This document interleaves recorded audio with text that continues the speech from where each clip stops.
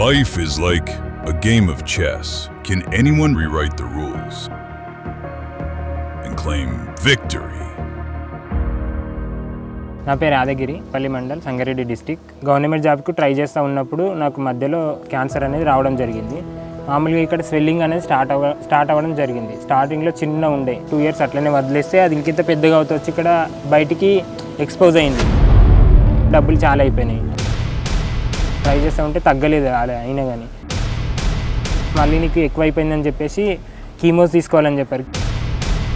Health కోసం కన్నా ఎక్కువ అన్నట్టుగా డబ్బులు చాలా ఇన్వెస్ట్ చేసినాం హెల్త్ కోసం మేము.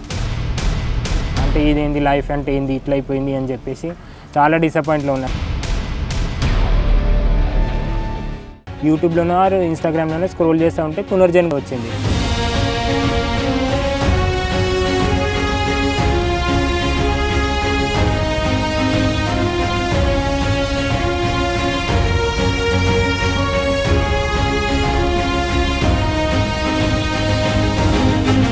విత్ ఇన్ 1 weekలోనే నాకు పునర్జన్ గురించి అర్థమైపోయింది. Thanks to పునర్జన్ Ayurveda.